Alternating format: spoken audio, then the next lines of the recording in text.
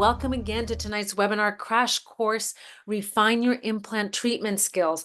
My name is Shirley and I'm your moderator for tonight. And I'm thrilled to introduce our speaker, Dr. Todd Engel.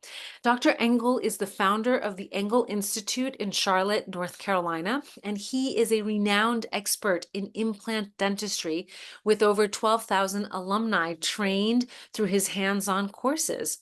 A diplomat of the International Congress of Oral Implantologists, Dr. Engel brings extensive experience in dental implant rehabilitation, CT-guided surgery, and full mouth restoration.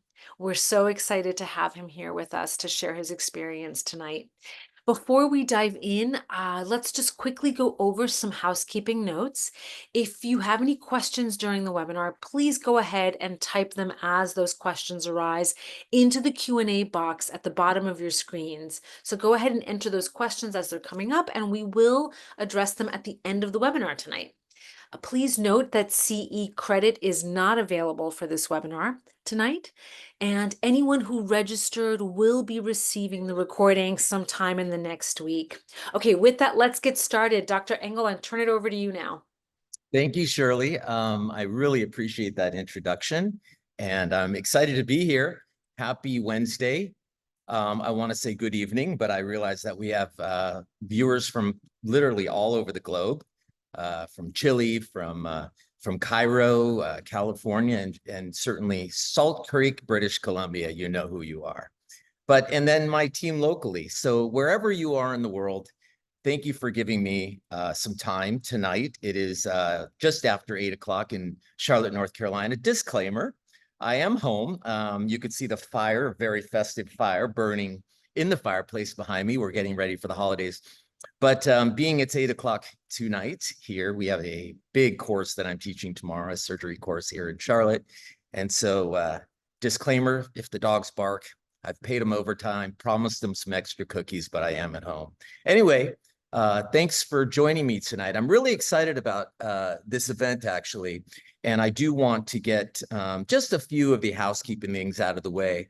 I'm really proud of the fact that throughout my career, I've never taken any remuneration or any revenue from the sales of what come from my educational experiences. So when I talk about whatever I'm just profoundly happy about or whatever I believe in, it's just that I believe in it and it works for me. It's not because I'm awarded any kind of compensation. I am a key opinion leader. I've been a key opinion leader for now 22 years. It's what I love to do. It's my passion. I work very hard at it, as you'll soon see, I hope. And so I just wanted to get that out of the way. There's no financial remuneration, and I have no vested interest in anything I ever speak about. So with that being said, I want to begin by thanking everybody, Shirley, Katie, and everybody at Henry Schein Dental in a good way. The word that comes to mind is just the beast of dental conglomerates, relationships with hundreds of thousands of us around the world, and always there when we need us, or when we need them rather. And thank you. I've been part of the Henry Schein family now for 2 decades. I started with them back in 2004. They've been extremely supportive, and I definitely nominate the relationship between you and them if you're not already working with them. Of course, I also would like to thank my family at Vatek Imaging. And you'll see as we go through some of the slides this evening, it is just that, it's a family. And, from Lou to Rich to Jim and everybody at Vatek who have also chosen me to do this webinar. I thank you for an amazing 10 years, your belief in me. And I'm certainly just so grateful that I get to be your guy here in America, in North America.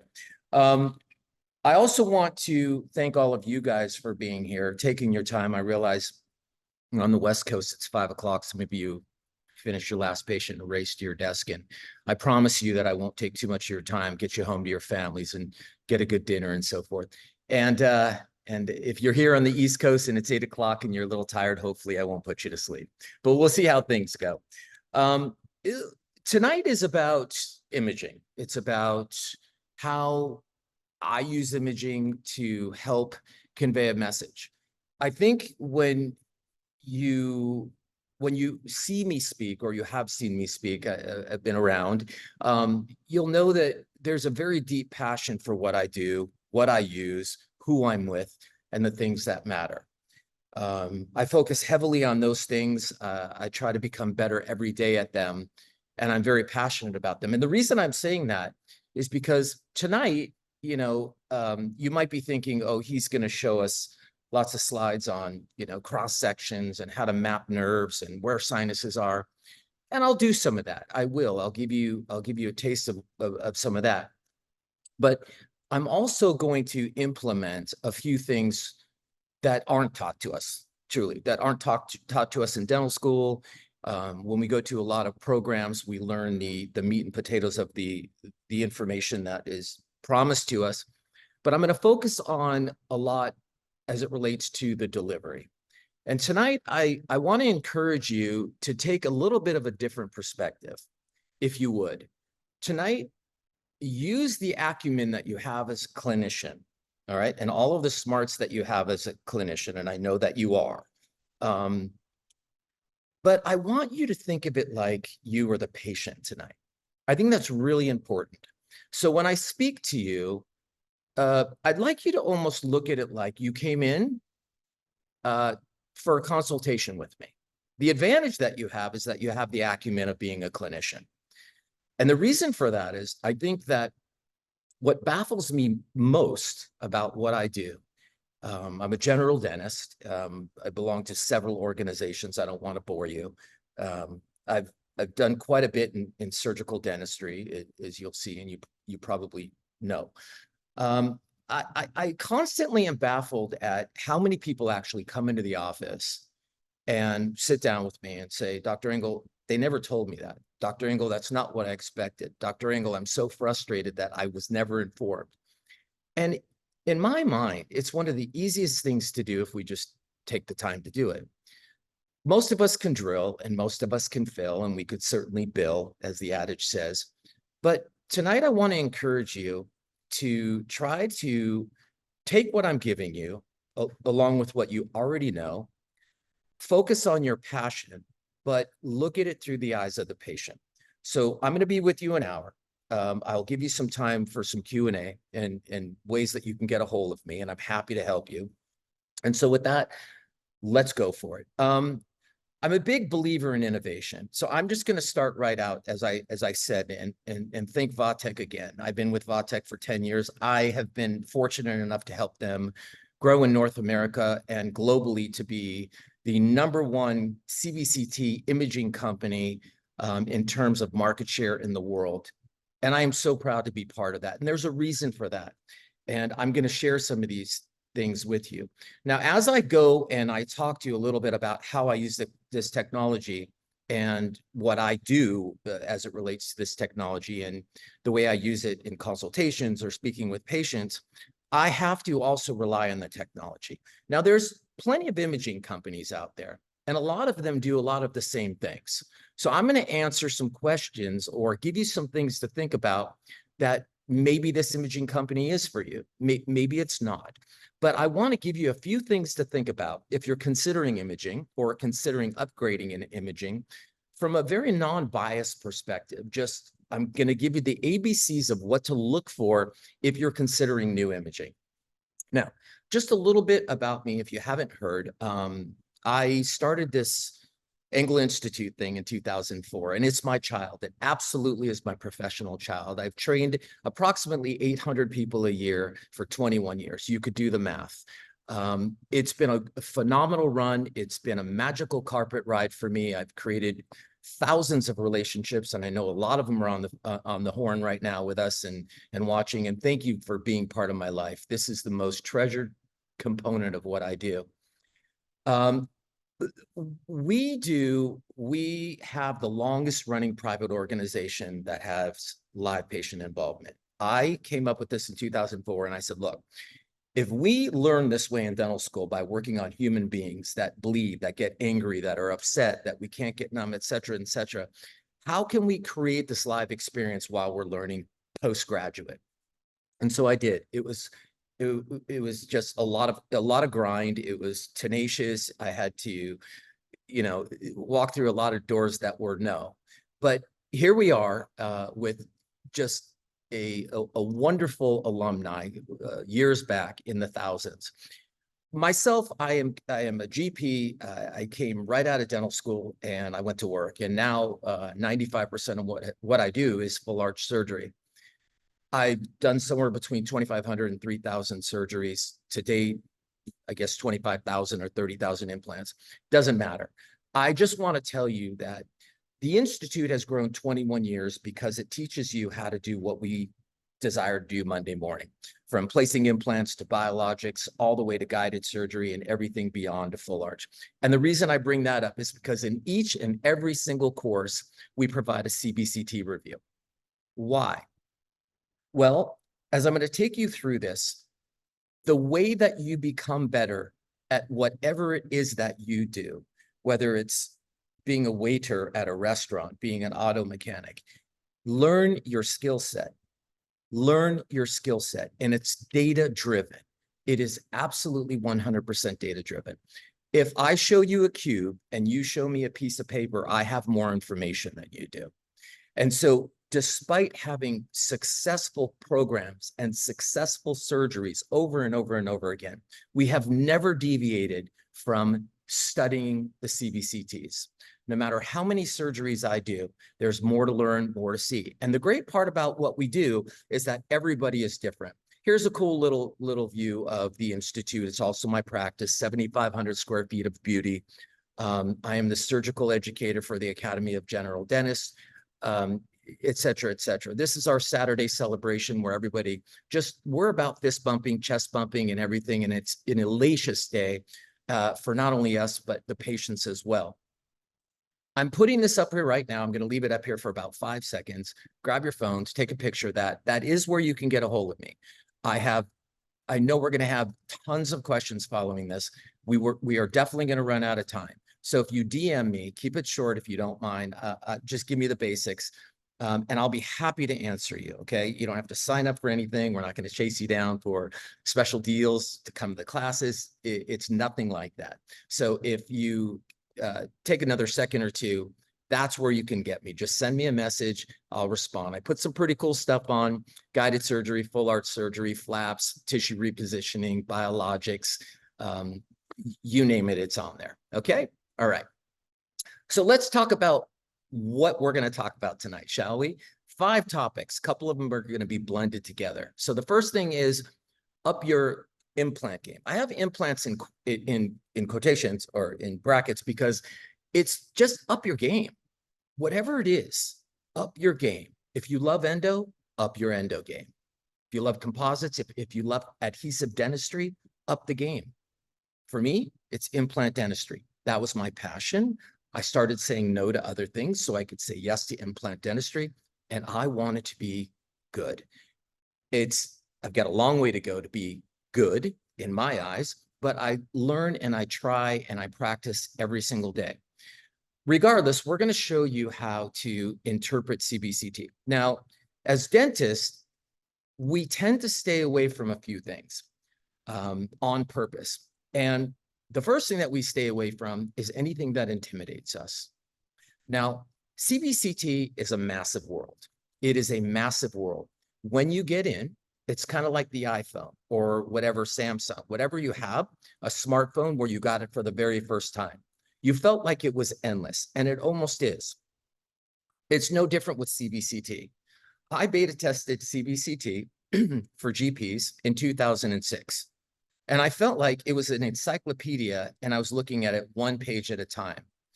And it's overwhelming. So for those of you who aren't in that game yet, you need to be. You absolutely need to be. This is the standard of care for anything that goes wrong on a patient. The difference between you not having the information and someone like myself who has that information, you are very, very hard to protect. So at this point, I would say, make sure that whatever you feel you might have to back up in terms of your work, that you are prepared. This is imperative that we do this and have this to protect you. Now, going back to the intimidation factor, I'm going to teach you how to start, just how to start turn on your phone, understand your buttons, enter some contacts. It's that easy. And as you do this more and more and more, you can start adding other flavor to it, okay? I'm going to use this to help you create a patient value. And we're going to get to that in a minute. Absolutely 100%, without question, minimize potential clinical risk or misdiagnosis, possible negative outcomes. If you're drilling in a job, which is a three-dimensional volume cube, and you don't know where the lingual undercut is because you can't see it on a good PA, this could mean a lot of problems for you. I need to cover this, even though in a funny way, I think it's kind of ridiculous. And I'll get to it, and I'll tell you why I think it's ridiculous. And that is, let's look at a cost comparison and a cost-benefit analysis. And you're going to see when I get to this part, how I think it's almost hysterical that we're still talking about, is CBCT cost effective? I don't get it. Then 4 and 5 will be centered around complex cases, or I want to talk to you about second opinions and how you feel about second opinions. And I'm going to share a case with you that walked in my door because he desired a certain treatment, went to a clinician, and the clinician said it couldn't be done. And I'll show you how that worked out. Make technology work for you. I'm going to end it with a case that is very near and dear to my heart, and hopefully it will be to yours as well, about a young man on the spectrum and how I helped his parents understand what he needed with a story. And the story was wrapped around his data. And this is going to be really cool and very interesting as well. So let's move along. Okay. When you come, or if you've come to my class, or I know there's a lot of you on tonight that are coming tomorrow, that every one of my classes, I talk about this. Becoming an expert diagnostician. Man, this is hard. This is not easy. And I work at this every day, and I'd love for you to do that too. And I'm going to tell you what I think this means. It's two things. Number one, when you look at any procedure, I don't care what procedure it is. That's why the word procedure is underlined. When you are considering a procedure, would it be possible to achieve what you think you want to do on this patient in the best of hands? Can I grow vertical bone? Can I grow horizontal bone? Can I put an implant in 3 millimeters of bone? There are certain things that are possible and certain things aren't. Are you able to answer that question on whatever you see? That's number one. And then the second thing, and here's where we get in trouble. Are you capable to provide such treatment that you are suggesting to your patient? So number one, can it be done? Okay. Can I grow vertical bone? Yes. Am I the person to do it? Maybe not. This is when a referral is indicated. Okay. But the bottom line is for you to know really, really well whether this can be done and can be achieved is you need to cheat. You need all of the data that you can get. And it's more than just pulling back their cheek and looking at a mirror and looking at a 2D image. That's just it. It's just that's a fact. Okay. I want to introduce you to something else called the rule of 3. You know it really well. You might not just be too used to it. The rule of 3 is a principle that suggests things presented in groups of 3s are more effective, memorable, and satisfying than any other number. And you should type this in and look at it. It's a communication principle that's been used for centuries in many areas such as writing, public speaking, advertising, storytelling, and dental. Yes, dental. I started this, and I'm telling you that you should steal it. And I'm going to show you why. The rule of 3, if you hear any joke, the first guy went in the bar, and then the second guy went in the bar. And then by the time the third guy went in the bar, it was a aha moment. Any joke has a buildup of 3 things to a punchline. And we are used to that, and we enjoy that. Okay. And I'm going to show you how this should work for you. Let's start here. You ever been to a place like this? Yeah. It's called Starbucks. So I ask you, how many size coffees do they have? And you're probably sitting there and saying, well, that's silly. There's 3. There's a tall, a grande, and a venti. And that's not true. This is very intentional.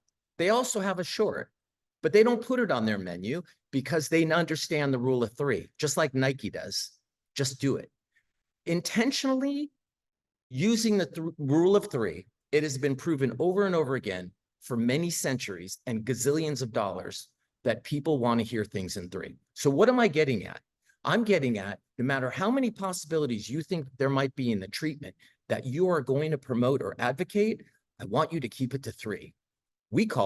I call it good, better, and best. Let's move a little bit more on this. How many of you have look at these gas prices?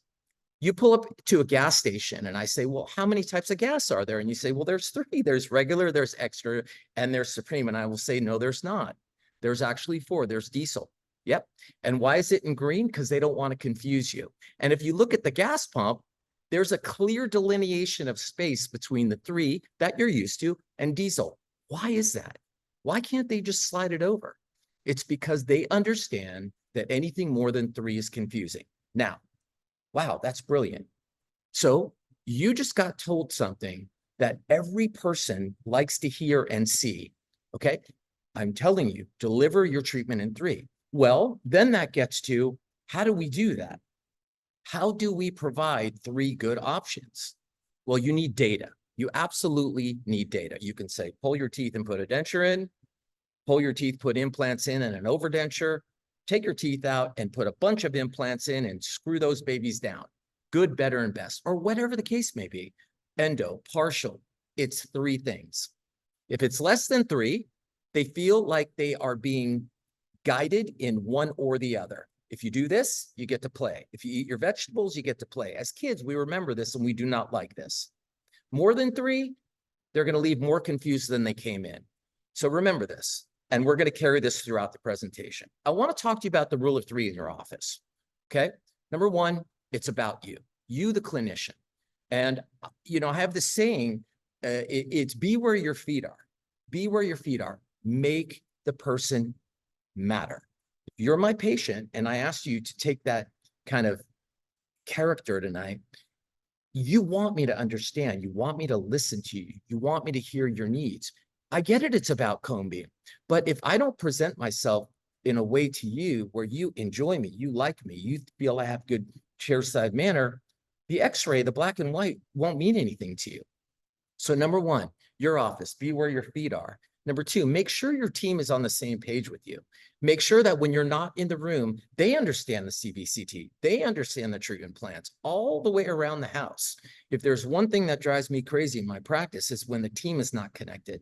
The patient is hearing different things, or the patient isn't sure what the next appointment should be or how long it should be. Come on, guys. So practice with your team on getting things fluid and really 4 seasons, if you will, and the experience. Okay, the character of you, the patient's ability of patient's idea of your ability or your opinion, and the clarity of care. Here we go. The clarity of care. So if you come into my office and you sit down and you enjoy me, and I talk to you about your care, and I say, you know, you could do this and you could do that and you could do this. And as your dental CPA, I would say, here's what I would do. I would probably lean towards something in this direction, because I think that if you spend money on doing a bunch of composites, I think you're going to be at it again in 3 years. In order to do that, we need data. Okay, so today, believe it or not, if I asked you, why do most patients refuse treatment? And you might say money, time, fear, and that's what it used to be, but it's not anymore. The number one reason that patients refuse care is because they don't think that there's a value for it. Okay, so if I have to buy Christmas gifts for my family and you're trying to tell me that I need endo buildup in a crown on number 30 and it doesn't hurt, there's no value there. I need to show you. I need to show you. I need to create some kind of an urgency, but it's all about value, and value starts from the moment the patient walks in the door. I'm going to take you through this one slide, then we're going to get down to the nitty-gritty. When someone has a personal experience, use you, okay? Whether it's a nice restaurant, you go on vacation, you hate it, you love it, whatever it may be, as well as a dental office. I want to tell you how this works. As we sit here on Facebook, Google, and Instagram, and we all try to push through the search engines to get to the top of whatever, pay various people to get us known out there, and et cetera, et cetera.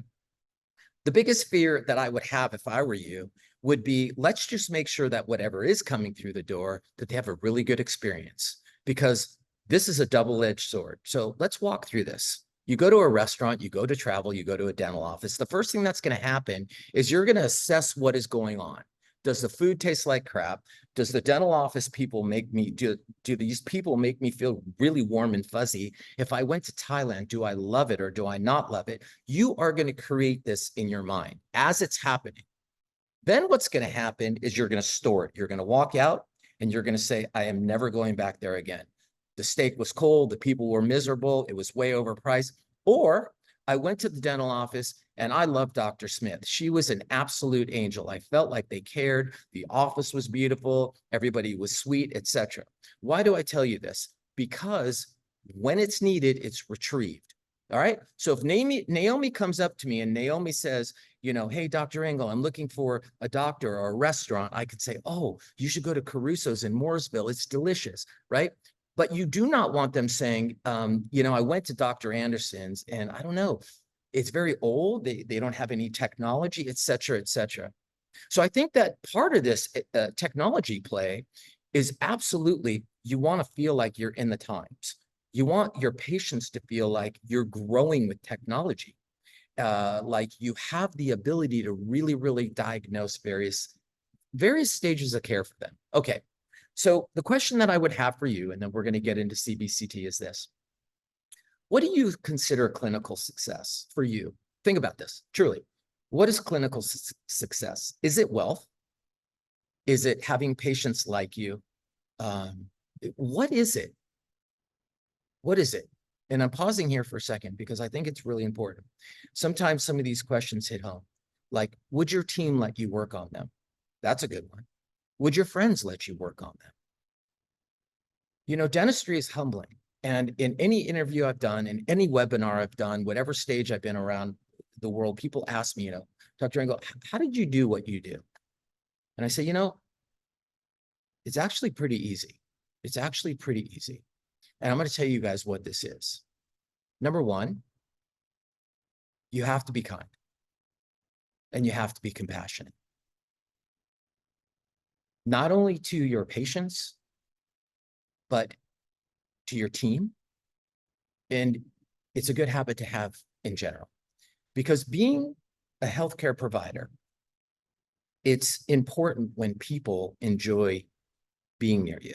It's important when people feel comfortable with you. I don't know if you've ever had a personal experience. I have had some pretty big surgeries, and I know a lot of you know that over the last few years.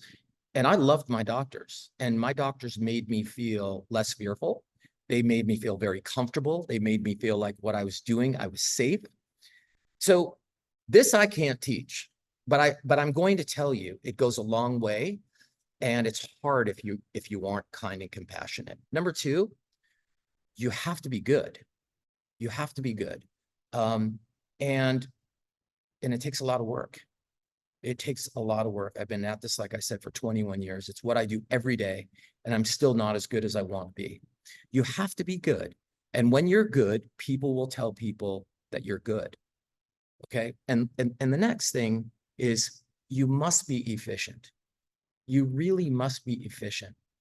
And what's interesting about this is it kind of almost has nothing to do with the topic tonight, but it does.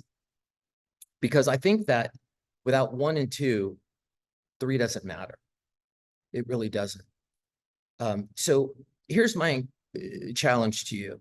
Learn how to be kind and compassionate more to people around you at the office. The people that are supporting you, the people in the chair that probably don't want to be there, like many of my patients, they would prefer to be at the beach or at an amusement park.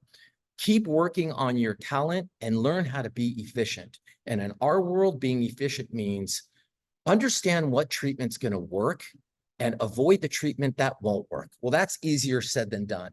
But if you do this, and this is my goal personally, you will have peace of mind, you will have wellness for yourself, and you'll be more profitable. And that's really important. Okay, so let's get into the implant game now, or the CBCT game, et cetera, et cetera. Okay, so here we go. You invest in this machine, or you're ready to leap forward into this machine, and you're thinking, man, I'm so intimidated. This is a world that I've never experienced. I do just fine without it, et cetera, et cetera. We have to grow. We have to grow, and we have to just face the fact that it's time, okay? There is no way in an image that's spinning as you see it on your screen right now, in a 3D volume human being, that you could take a flat image and know as much as me if I have a volume image of this patient. And we're going to walk through that in a minute. So I want to tell you this. If you are looking at this for the very first time in terms of CBCT, getting into CBCT, excuse me, okay, we're good. I would tell you, start with learning the planes. Learning the planes. Just learning what you're seeing in each plane and learn how to coordinate the planes together. In other words, if you're looking at something like an axial slice, and I'll explain what that is. Close this eye and imagine what you would see in the sagittal slice. And just try to imagine what this human being in 3D world looks like as you look at a two-dimensional image at one time. Learn, be better, and more knowledgeable. It will pay off. The other thing is learn the anatomy.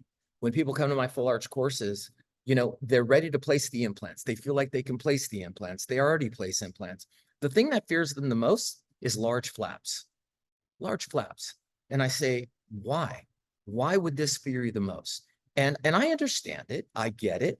But I say, look, you have basically 4 foramen in the lower jaw, okay? And you have 5 foramen in the top jaw with nerves exiting.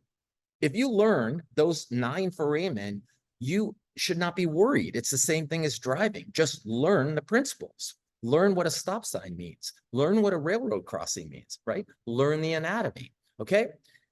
I'm showing you this because if you are in the 2D world and you see Luigi on the left, I'm in the 3D world and I see Luigi on the right. So I can see Luigi's nose, I can turn him and see his armpit, I could see his shoe size if I feel like turning him around. So there's no way that you can tell your patient Luigi what I can tell my patient Luigi. And this is essentially what the comparison is. Okay, let's start with the axial plane.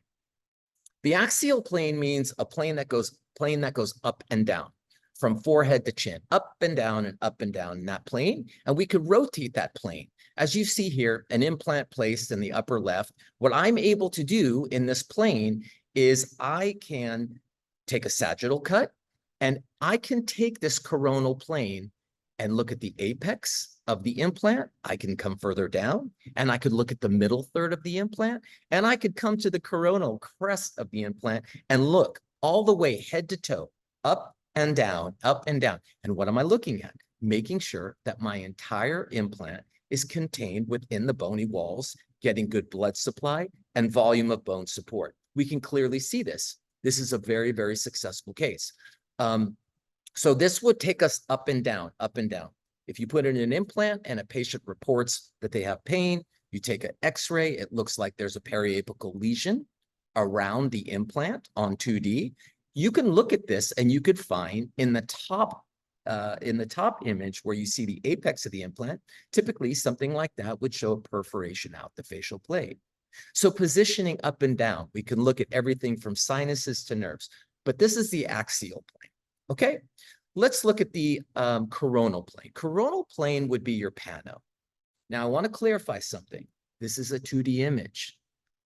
This is a 2D image still taken from a 3D scan. You understand? This is a flat image, compressed image, superimposed image, which is still 2D. But I want to show you the difference here.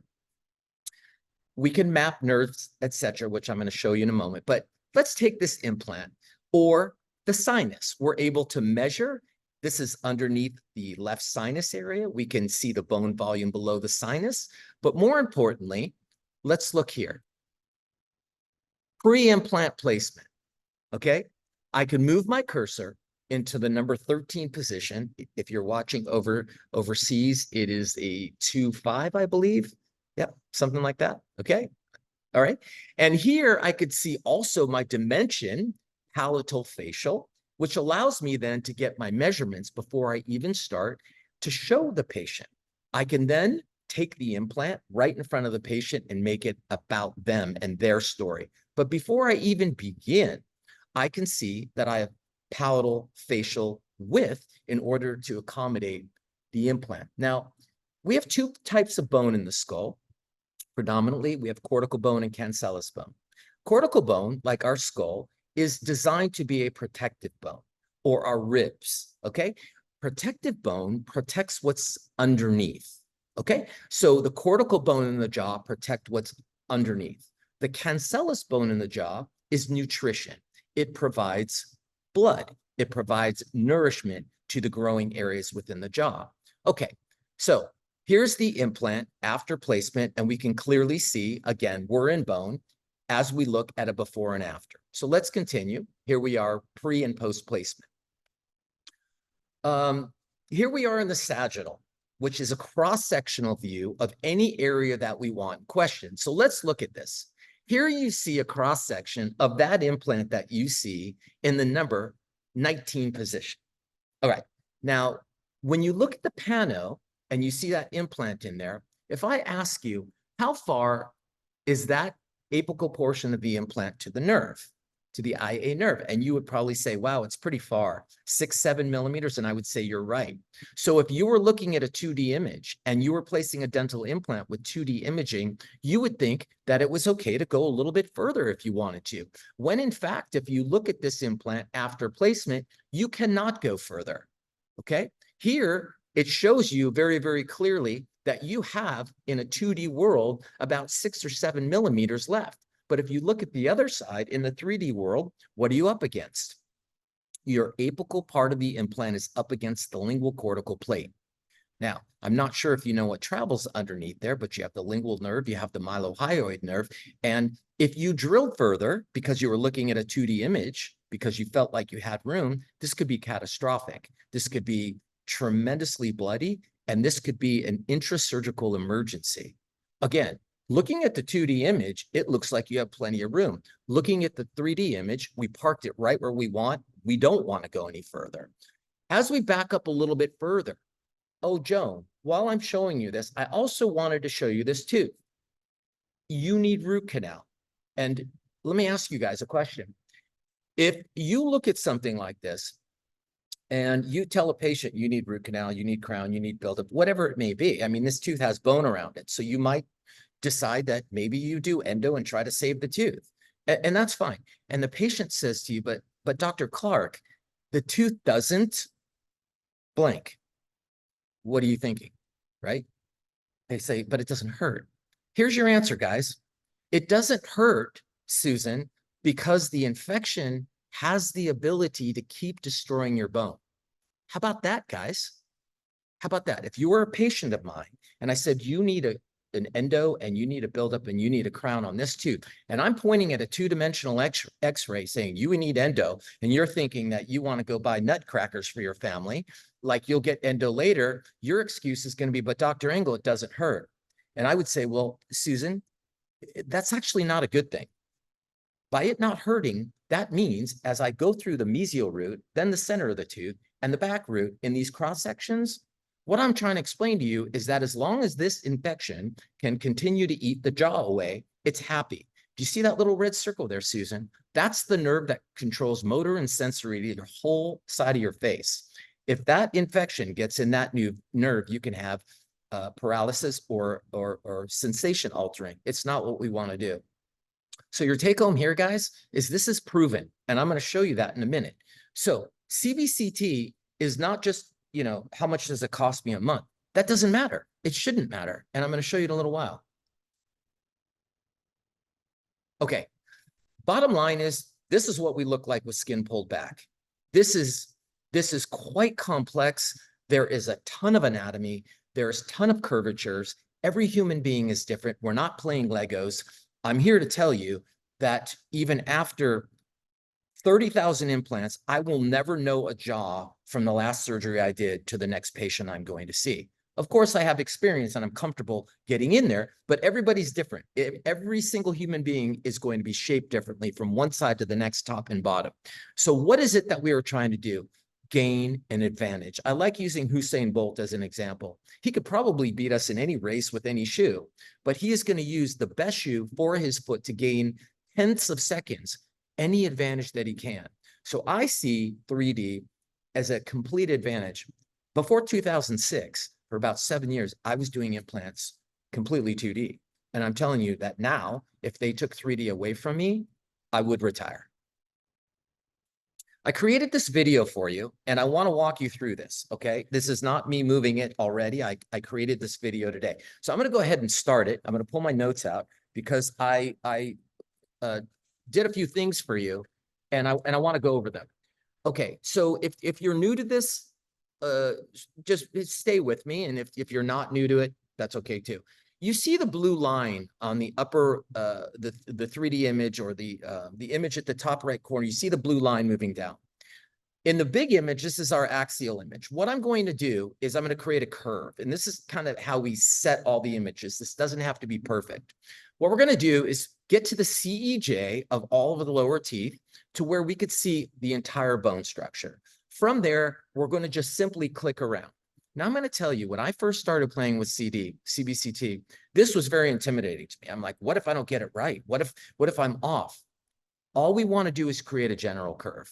Now, what we're going to do now is we're going to make the volume thickness at the bottom a little bit thicker, okay, to make it look more realistic. So I'm going to be in the 5 to 10 to 20 millimeter thickness area, and you're going to see what this does. That's more realistic. Okay, so now what I can do is, let's take implant number 19. What I'm able to do is move this red line over number 19, okay? It's listening. And I can also take the cursor and I can tip it in the emergence profile, or the line in which the angulation that I would like to place my implant. And if you look in the right screen, in the middle sagittal cut, it's outlined in red, which is along the lines of that red line going vertical. I now can measure width, and I can measure height from the crest to the nerve.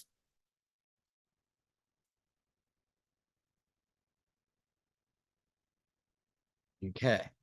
After I get that, or before, now what I could do is I can map the nerve. You can actually map the nerve in any of the 3 planes. You could do it in the coronal plane at the bottom. You can do it in the axial at the top, or the sagittal to the lower right. I go back and forth just to keep my skill set up. But in this one, what we'll do is we'll do it in the coronal position.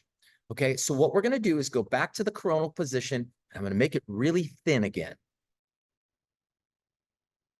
And when I do that, you can clearly see the inferior alveolar canal. And as I scroll in and out, I can chase it all the way from the posterior part of the jaw, working my way down, scrolling the mouse and clicking each time. And if I can't see the canal clearly, I can zoom in and out, as you're going to just see in a moment. I'm going to do this posterior behind the last tooth, anterior until I see the mental foramen, and then to end it, I will double click. Now, what I have in play is the entire nerve mapped out in red. And if you look at the sagittal now, I could redo my measurement. So in this case, you could do your nerve first, but this allows me to speak to the patient. I hand them a guide and I say, here's what we're going to do. This is your nerve right here. We're going to place an implant. Let me show you how we're going to do that. So I go over to the insert implant tool, I believe.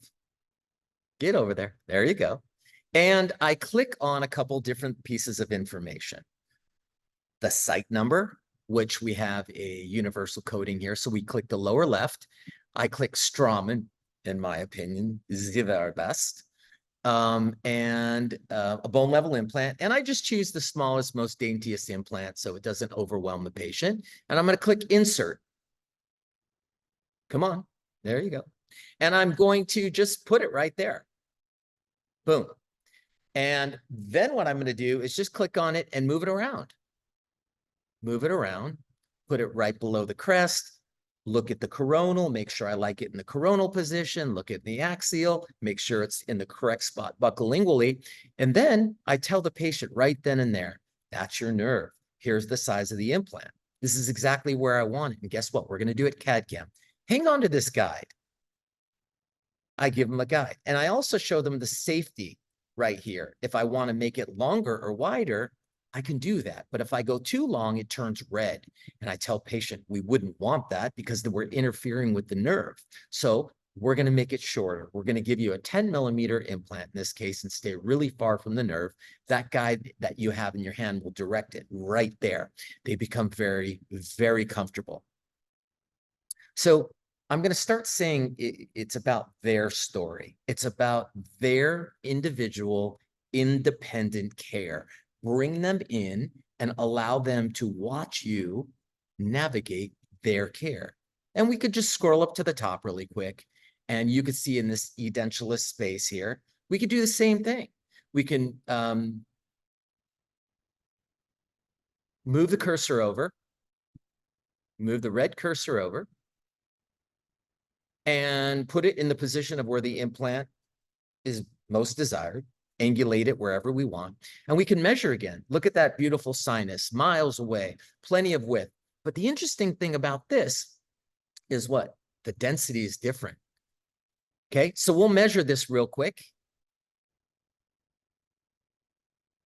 And this allows us to pick an ideal size implant, leaving enough nutrition around the implant, i.e. 2 millimeters around the entire implant. So we have a really, really good chance at integration. Now, if we go up to the top at the 3D pan, which is something that you're used to seeing, look at this. If we go to the top arch, okay, and we go down here to the bone density check mark box right here on the lower left or mid left, what this does is it shows us the density of the jaw. Now, we're going to click on the scale, and I'd like to show you something. This is in the number 13 position. We're going to click on the scale, and what we see here is the outer parameter or the cortical bone is a D3, whereas the inside is very sunburst in nature, D3, D4, D5 bone. There's nothing in there. This would indicate under prepping would be extremely wise. So I can look at this case and know that this is a 1, possibly 2 at the most drill implant case, and I could put a 4.5 millimeter implant in, condense the jawbone instead of removing it. Why? More bone is better. Bone is bleeding. Okay, so these are just some of the things that we have at our fingertips. If you can learn that, that is plenty. Okay, moving along. Compare cost-benefit analysis. Funny. Okay, let's just say, I'm just noticing my watch here, so we're going to move through this pretty quick. Let's say you buy this dream piece of property. Okay, you buy your dream practice, right? You spend all this money on your practice. You buy this dream property. Okay, and is it possible to cut the grass with a scissor? You can. You certainly can. Not very efficient, but you can do it. Or just get a push mower. Efficient? I don't think so. Okay. How about this guy? Yeah, you're going to have an initial investment, right? But from this point on, it's going to be easier. You're going to be way more efficient. If you use a scissor or a push mower, you will never stop. By the time you get to the end, it'll be time to start again. So when we compare something like this, this is technology. You put gas in it, you take care of it in 2 hours, and you're done. This is how I look at dentistry. For you to be more efficient, you need the tools. That's the bottom line. Okay? Efficiency and time. I'm going to help you now in terms of when it comes to, like, how do I choose? You ever go to Best Buy and you're looking at 43-inch TVs and you're asking yourself, why are all of these TVs the same size, yet some are $499 and some are $1,799? I don't get it. Much like a camera. Well, CBCT is very similar, and I want to explain that to you. It's the quality of the image. So I'm going to tell you now, and you're going to see it in a minute. If you're looking at a machine, there's 3 things that are imperative that you look at. Number 1, the quality of image. Okay, and I'm going to just plug Vatek right now by all the industry leaders, and you can pull up any of them, hands down, Vatek gets quality of image over and over and over and over again. You don't have to believe me. You can just go into the documents and look. The second thing that we want to be aware of is pixelation. And let me give you an example of that. Okay, this is an extreme, but this is a really good example. Why one TV is $4.99 and one TV is $17.99, and they're the same size? Because the more detail that is in an image, excuse me, it's more pixelation. Okay, so it's more pixelation is going to give you more clarity. Larger pixelation, less quality, less number of pixelation is going to give you a lesser quality. Okay, and that's the main difference in the TVs. Same is true for the CBCTs. So we're looking at image quality. How long did it take to scan to get this image you're looking here with the raindrop? And what kind of dosage did the patient have to endure to get that image? I will now tell you that the scan time is a record low with Vatek. It's under 6 seconds, 5.9 to be exact. The scan dose is the lowest in the industry by a long shot, 50 millisieverts or less. They have an ultra low dose or a low dose, which is also FDA approved for use on children. Okay, so back to Luigi. Voxels. Voxels separated is volume and pixels. And just like the TV, the smaller the pixel size, the more pixel it takes to fill the image, the greater the resolution. The less pixels, the cheaper it is, the less pixels it takes to fill the image, and it doesn't require the same expense. So I hope that gives you some detail. I talked about Vatek. I will plug them to the moon and back. And again, I'll say it again. I have no vested interest in the company. I do not get paid if you buy them. They have a few hundred, I'm sure, to sell you. It has no effect on my life. I'm just trying to help you have an avenue if you're looking here. I also would like to tell you that Vatek is the only company in the entire CBCT industry that makes everything in the machine head to toe at their plant. Nothing is sourced out, including the power coating. Sensor internal components, which allows them to give you an 8 to 10 year warranty, unheard of in the business, with a 0 annual upgrade cost. 0. Some are as high as $6,000 a year for upgrades and support. Just things to think about. Okay. Value and cost analysis. So my question to you is, if you didn't have CBCT, is it expensive in red when you miss whatever? Fill in the blank. You miss the abscess, you miss the sinus, you miss the nerve, you miss whatever. It is very expensive. I'm here to tell you that someone who's done a lot of surgery, thank goodness I've never brought into the court of law. I don't ever want to see the inside of a courtroom because I hurt somebody. And I do large surgeries. And how am I able to say this? I can promise you that it's not arrogance. I can promise you that it's some knowledge and a lot of data, Okay, that's what's kept me safe as a clinician who practices every single day doing full arch. The other thing is, we talk about new patients. I see, in offices, NPs. Are they really NPs? We call them PNPs, like prospective new patients. They're not yours. They're not yours. I want to encourage you to look at the cost of your reimbursement for full mouth series of x-rays and the number of patients you see monthly. If you had 20 new patients a month and you get $175 for an FMX reimbursement, that's $3,500. You can have 3 CBCT machines. So what we do is we do a CBCT on everybody. We have way more data than you will ever have in an FMX. And we do free bite wings and PAs as necessary at no extra charge. And there isn't even a consideration about the cost of the machine. Capture the buy-in. I'm going to be done here in a few minutes. Minimize your redos. Okay, here's one. So this person came into my office about a year and a half ago, a couple of years ago now. And he actually went to his general dentist, and his general dentist said all his teeth were stable, and they were. He was scheduled to go see the endodontist, have this root canal done, and then a new crown, what have you. So he wasn't too sure about it. So if you look up here, my question is second opinions. How do you feel about them? I love them because I don't go on just trust. I'm going to verify it, and I'm going to show you how I did that. So the question is, does your patient trust one of these recommendations? Or has the treatment been verified to where they don't even have to worry about trusting it? Watch. So he comes in to see me. He said, Dr. Engel, you're the implant guy. I just wanted to come here and ask you, what do you think I should do? I said, well, honestly, what you've been prescribed is not bad. Longevity, I'm not sure about that. Okay, the last thing I'm going to do is put a doctor down, their treatment down, their recommendations down. So I just said, look, it's a way of doing this. Personally, I wouldn't do that, and I'm going to show you why. This is, Al, this is the outside of your jawbone. Okay, so on that two-dimensional X-ray, you saw a little circle at the bottom. Did they take anything that went around your head? And he said, no, they didn't need to. I said, oh, okay, no problem. Well, the reason we did was because I wanted to see if that infection has worked its way out on the face of the tooth, and it has. So essentially, you have very, very little bone holding this tooth in. My feeling, you're going to go spend about $4,000 on this treatment, and you're going to be back at it in a few years. I recommend we take it out, we do an implant. He said, let's do it, Dr. Engel. Okay, immediate placement. Am I comfortable with it? Sure am. I could graft a wall, I'll show you. Mentoring 2, if you want to know about this. Okay, so it's not about trust. I am going to verify. So we take the tooth out, we clean it up.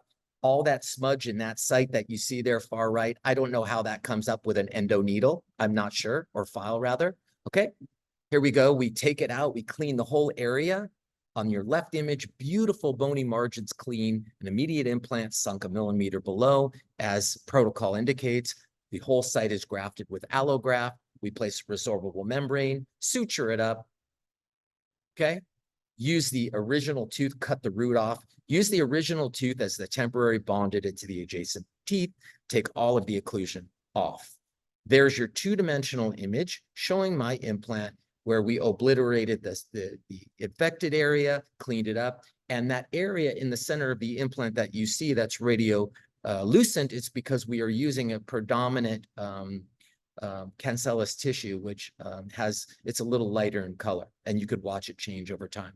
Okay, well, let's cut to the chase. Here's 3 months later, we take the temp off, fully integrated, tissue looks great. Go ahead and take an impression. I did some histology for Straumann, and you could see here, whoops, let me go back. You could see here, we have 3 millimeters of thickness of a brand new autogenous facial plate. That is his own bone, fertilized by the bone that I put in. Great word to use to your patients. We're going to use grafting material. It's like human fertilizer. Your bone's going to go, eat it away, and lay down fresh bone. That's exactly what this did. Ultimately went to completion. Now, this is entirely CBCT. This is entirely 100% CBT. Okay, I'm a likable guy. He liked me, all that stuff. Cool. He trusted the care. He trusted the care because I showed him about him. Okay, so now here we are, 3 years later. That's a thick wall. That's a proud wall. I'm a proud clinician. And I delivered what I promised him. And here he is still, years later, very, very stable. We see him regularly for his cleanings. Okay, this is the difference between one image, guys, one image. He left somewhere, was not comfortable, had to figure out in his mind, should I hit on 14 or should I not hit on 14? It was a total guess. I took that guesswork away. And as you see here, he was really happy. Okay, this for me is the biggest part about the event. And we're probably going to go over. And Shirley, am I okay for like 5-6 more minutes? Well, let's try. Okay, check this out. Yep, no problem, doctor. Okay. No problem, Okay. Dr. Engel. Yep. Good, because this is cool. And we talk about legal and we talk about images and we talk about, learn your planes and how to navigate with all this stuff, which took me years. But here's what we don't talk about. And it's my favorite part. And it's this. You ever watch anything or see anything where you see a schematic and you're like, wow, that could be my living room? Like, that looks really cool. And they say, yeah, do you like it? Love the colors. And they bring it to life. You ever see that? Well, in anything you do, you do. So when we see something like this, I call it buy-in, right? Now, if you close your eyes, right? If you close your eyes and I tell you, okay, I'm going to give you a blue couch. I'm going to give you 3 different colored blue pillows. I'm going to give you a wood chair. I'm gonna give you a rusted green rug. Be like, okay. Do you buy in? Well, that's pretty much what you're telling your patients with 2D. You need this and you need that, you need this and you need that. They didn't go to dental school. They're totally confused. And you want $3 grand. That's a tough gig, man. That's a tough gig. So let's continue. Okay. Chip, right? Chip and Joanna. You guys have seen this. Look at their before and after. You see this on TV where they say, we're going to take this, we're going to move it here, we're going to take this, we're going to move it there, we're going to drop this down. That's going to become a door to the outside pool. And we watch it on TV, right? We watch it on TV and we're like, wow. And they bring it to life. Like, look at the before and after. My question is, why don't we do this in dentistry? Why don't we do this in dentistry? Well, we do. I do. Okay. So essentially what I'm saying is you see something that's a concept. It's virtual. Then you initiate the plan and you build, and then you bring it to completion. It's now a reality. Makes sense? I bought a condo like this. I bought a condo by looking at a miniature. You guys probably have done this too. I'll take that house, right? Or I'll take that condo. It's dirt right now, but you see the miniature, the scaled down version, that is virtual. It's a way to communicate with you. So my question is, why are you not doing this in dentistry? Maybe you are. If you are, kudos to you. Let's show you how I do it. I want you to meet Brent. And we're going to end with this case because this is very near and dear to my heart. Brent is a wonderful, wonderful, wonderful young man who is on the spectrum and also has Asperger's. And this is his mouth. And it's emotional. It's emotional for me. And I'm going to tell you why. Not because I changed his mouth, because I trust myself to be able to do that, but I changed his life. Okay. And I'll show you. The issue is Brent didn't know how to keep his teeth clean. It's not that he didn't want to, he didn't know how. Contrary to that, he really cared about the way he looked. He's a really really nice young man. But his parents had to get involved. His parents had to understand what was happening. His parents had to pay a big bill, to be honest with you. And here I am trying to speak to Brent and make him understand things, and as beautiful of a man and as wonderful of a heart that he has, he couldn't understand what I was trying to explain or why. So we involved his parents, okay? And I wanted that buy-in. And by the way, I do this with all my patients. And if you're doing this, I highly recommend that you also have the significant other. It's usually an investment given to you by one person, but it's a shared bank account. It's good to have buy-in from both people. So let's walk through the Chip and Joanna and that whole thing for a second. So here's Brent's reality. Okay, look to the left. That's Brent's reality. He came in and that's his reality. The virtual is kind of like all of the data that we got together. We got his STL file and his DICOM file. I'll explain that in a minute. And we said, hey, here's what you can have. You can have A, B, or C. And the parents made sense of it. They said, wow, you know, that's all that he has in his mouth. We never even knew that. Okay. Yeah. Here's what it is. And here's what it could be. If you look up there at the blue, you know, here's where his nerve is. This is where I plan to put the implants. And here's the cost. What are my options, Dr. Engel? Well, you could take his teeth out. You can put him in dentures, which are going to destroy him if you do that. You can take them out and you can put implants and overdentures, which is what I recommend because he doesn't know how to keep his teeth clean. Or you could go to full arch fix, which I would not recommend because I think that this will fail on him. I need your help popping these things out twice a day and cleaning them and just have him push them back in. That's what I would recommend. Well, off we went. So I got an STL file, which you guys know is an intraoral scan that provides the prosthetic alignment of where the teeth should be. Okay. We use an STL file, generally speaking, to tell us where teeth should be. We got a DICOM file or a .dcm file for safe implant surgery and planning. So I could go step by step by step and put implants wherever I want, AP spread if that factors in or not, okay? And I could put the implants where I want them to be safely on him. Now, mind you, you know, we talk about guided and people come to my guided courses and we do live surgeries in all the courses. And, you know, some of the things that they don't think about is like, what about special needs patients, right? There's a big market for that and not a lot of people treat them. Or someone maybe that has Alzheimer's or Parkinson's, someone that shakes. Guided surgery is great for these kinds of people. And in order to do that, you have to have a 3D file. Okay. Which means you have to trust. You have to trust your imaging.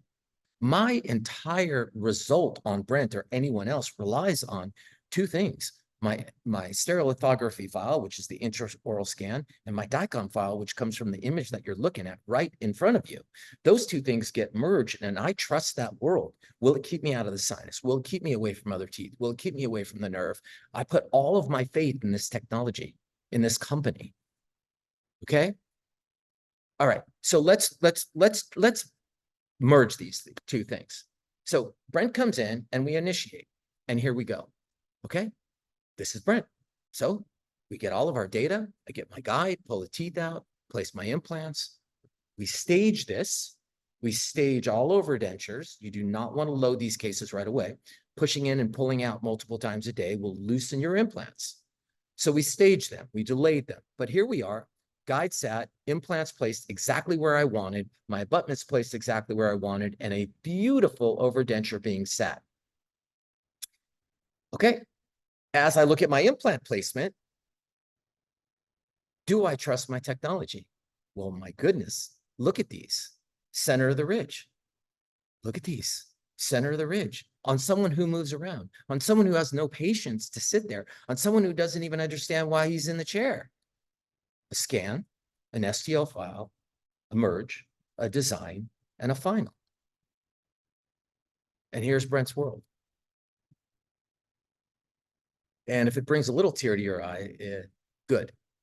This is why I'm still in dentistry. This is what keeps me in dentistry. My ability to change lives, my ability to help people like you is what keeps me here. This is a beautiful story you're looking at right here. And it's not because I did it. He now has a job, he has a car, he's into girls and he's trying to find a gal. He tells us so very, very loud and proud, but this is Brent. And it's one of many cases that I'm very proud of. And I'm happy to be part of his life. He's a dream of a young man.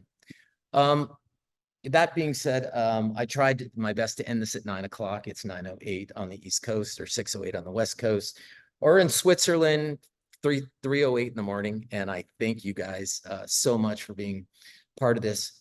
I love what I do. I get to do this now because I love it. And that's what keeps me in the game.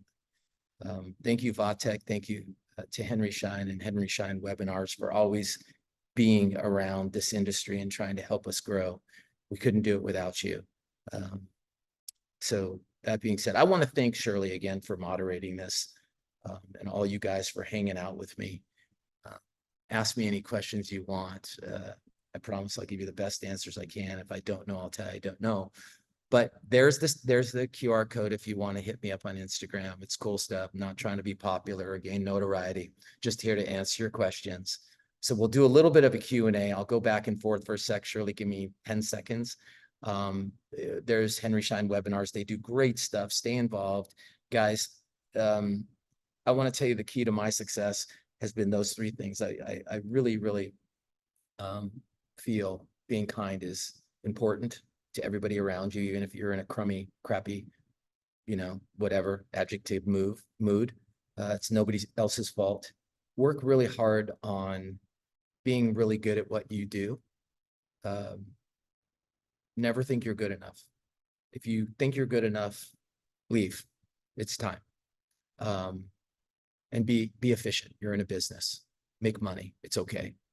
But it's those three things. With that being said, thank you. So Shirley, Q&A. Yes, Dr. Engel, thank you so much. What a powerful, powerful presentation. All of your anecdotes, just really one after the next. And that last story, wow, really, really incredible. And yes, we're going to move on to the Q&A portion of our webinar tonight. So please go ahead and get your questions in. Go ahead and type them in. We do have one right now, Doctor, that I will be reading to you shortly. And that one is from, oh yeah, this is also a comment from Kyle Kraus. Great stuff. I could listen for hours. Thanks again for all the inspiration. Kyle, thank you. Thank you. I miss you, buddy. How's Michigan? I'm sure cold. Give me a ring for sure. Okay, I know that I have a ton of DMs right now, so I guess some people would prefer to do that. But I'll stay on for another minute or two if there's any questions. Shirley, did you have any questions for me? Thank you so much. We're waiting for more questions to come in, and while another one came in. Just another comment Like a from telethon. Umair Wahid. Yeah, like a telethon, exactly. Thank you, Dr. Engel. You are the best. Oh, It's, right now what I have is more commentary. It's just so fascinating, your presentation. This combination of like how to optimize a practice, these sort of like amazing tools to remind practitioners on the sort of, the important, how emotional of an experience this is, and how to translate that into just a growing practice. I just thought it was fabulous. So yeah, I that's mean, really I my think feedback there. I mean, we all have different styles of practicing, and I get that. I just think that we forget the sensitivity of the person sitting in the chair, right? There's an old saying that says, my scratch hurts me more than your cancer does. It's basically you feel what you feel. You can't really feel what the other person feels. The more that you can try to understand how they feel and have empathy for them, which is a very powerful thing, the more that they feel comfortable with you, right? That's right. Exactly. And we do have another comment that's come in from Minal Kakadia. You are awesome, Doc. I will sign up for the courses. Oh, thank you And so and we much. have a question. We have a question from Jeff McKnight. What percentage of your patients request sedation for these procedures, even for single implants, Yeah, etc.? Question mark. yeah. So for me, a majority what I do is full arch. So they're pretty long procedures. Either they're full arch or full mouth. I become pretty efficient at the full arch stuff. I do a single in about an hour and 45 minutes, top to bottom, and I do a full mouth like at 8:30 to noon. The reason I'm telling you that is because I've learned IV sedation some years back. So I do a majority of sedation on all my cases on the bigger stuff. On the patients that need smaller things like internal sinus lifts or single implants or an immediate implant, most of the time, you just get them really comfortable with local. If they're just nervous, then you can give them Valium. Just give them 5 milligrams of Valium. There's a trick to this, though. A lot of doctors prescribe Valium 5 milligrams the night before and five, right before the procedure. And what's really funny is I ask them why, and they say because they want their patients to have a good night's rest. And I say, well, actually, you don't. What you want them to do is like not sleep very well, get in the chair, and then you give them 5 milligrams, and they'll go to sleep on 5 milligrams of Valium. So guys, stop giving it to them the night before. Wow. Yeah. Really, really good one. Thank you. But And you want to, mhm. on that, I just want to mention one more thing. Anytime you give anybody any sedation medication, whether triazolam or whatever you give them, you want them to take it at your office because you want to do an informed consent while they are still fully conscious and aware. Because if you sedate them and then go through an informed consent, if anything were to happen and you did find yourself in a court of law, they would just say, well, he drugged me up and then started asking me all these questions. I don't remember anything he said. And there's some merit to that. So get your informed consent out of the way, book them a half an hour early, and then give them the 5 milligrams of Valium after you give them the informed consent and get signatures, leave the room for a little while, and then come back and go to work. Hmm. That's brings up such a great point and a question that I did have. You talked about not seeing the inside of a court and not wanting to. And the thought that that triggered for me was, wow, he must have such an amazing checklist, a checklist of things that he's thinking of during a procedure or maybe after, before a procedure. And if you do you have a checklist like this? And if so, what kinds of things are on it? Well, I look at it, I love this. I love this interaction because I look at it, Shirley, almost like being a pilot, right? Like if you're in the middle of the air, you need to be ready, right? You need to be ready. It's not, so they do all of their checklists while we're getting on the plane and doing their things. They're checking all of their manuals and their meters and everything. And they're ready for anything, turbulence, if they have to, reroute whatever, all of the traffic. So it's kind of like, it's that intricate being a surgeon. You really need to just be ready. So there are checklists.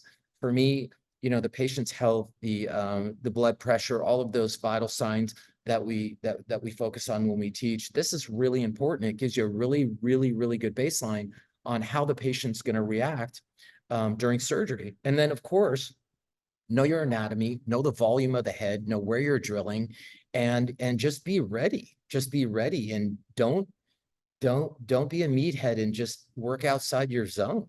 Just stay in your wheelhouse and learn slow. Learn slow. Great reminder. And this next comment from Seth Cohen. Thanks, Dr. Engel. If you haven't taken his course, you won't be disappointed. Thank you. Seth Cohen. Thank you. Appreciate that. Yeah, I love what I do, and the great part about it is I've trimmed it down to enjoy every bit of my teaching, every bit of my surgery. It's good. It's good life. This next question from Jeff McKnight. What's your protocol in cleaning out infection for immediates? I've typically thought of these as being a two-stage approach, M1 and M2. I'm a student, M1 and M2 student, by the way. Thank you for changing my career and helping me up my game.